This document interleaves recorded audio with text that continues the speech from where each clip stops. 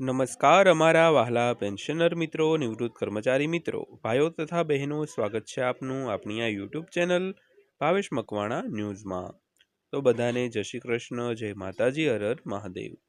તો પેન્શનરો માટે 10 મિનિટ પહેલાં જ આવી છે એક માહિતી।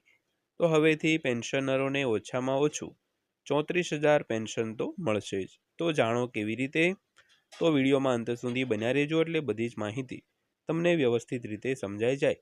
અને હજી સુધી જો આપણી આ ચેનલ તમે સબસ્ક્રાઈબ ન કરી હોય તો ડેઈલી આવી જ અપડેટો માટે આપણી આ યુટ્યુબ ચેનલ પણ અત્યારે જ સબસ્ક્રાઈબ કરી લેજો મિત્રો। તો શરૂ કરીએ આજનો આ વિડીયો। તો કેન્દ્ર સરકારના કર્મચારીઓ 8મા પગાર પંચની આતુરતાથી રાહ જોઈ રહ્યા છે। તો તાજેતરમાં તેમના માટે કેટલાક સારા સમાચાર આવ્યા છે। તો અહેવાલો અનુસાર 8મું પગાર પંચના અમલીકરણ પછી કર્મચારીઓનું લઘુત્તમ પેન્શન 34,000 રૂપિયાથી વધુ થઈ શકે છે। તો આ વિશે વધુ સમાચારમાં જાણીશું, તો આજનો વિડીયો ખાસ કરીને અંત સુધી જોઈ લેજો। તો ખાસ કરીને કેન્દ્ર હોય કે રાજ્ય સરકાર, એમના દરેક કર્મચારીઓ પેન્શનરો 8મા પગાર પંચના અમલીકરણની આતુરતાથી રાહ જોઈ રહ્યા છે।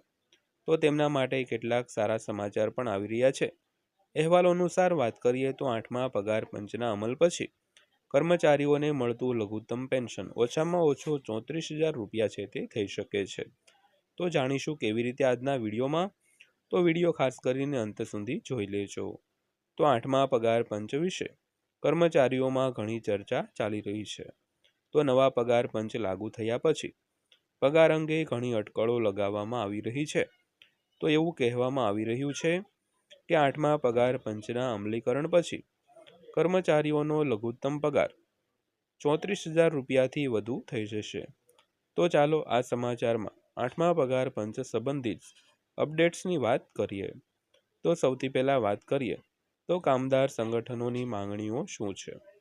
તો સામાન્ય રીતે જ્યારે પણ પગાર પંચ લાગુ કરવામાં આવે છે ત્યારે પગાર વધારવા માટે આઈક્રોડ ફોર્મ્યુલાનો ઉપયોગ કરવામાં આવે છે। તો આ ફોર્મ્યુલા 3 એકમોના પરિવારોના કદ એટલે કે પતિ પત્ની અને 2 બાળકોને આધારે પગાર નક્કી કરે છે।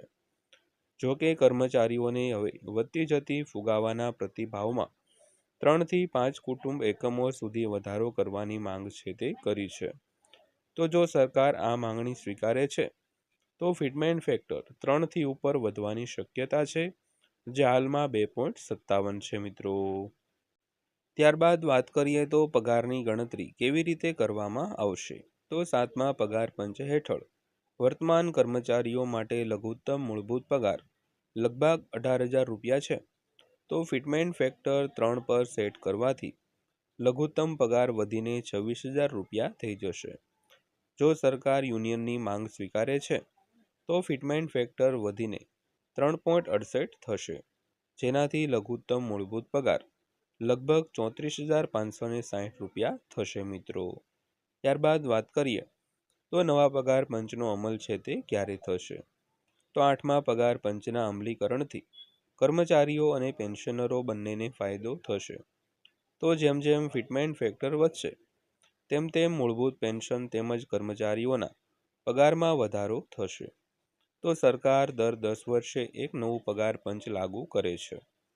અને જો આપણે 7મા પગાર પંચ પર નજર કરીએ તો 7મું પગાર પંચ 2016માં લાગુ કરવામાં આવ્યું હતું। તો તે મુજબ 8મું પગાર પંચ જાન્યુઆરી 2026થી અમલમાં આવ્યું છે।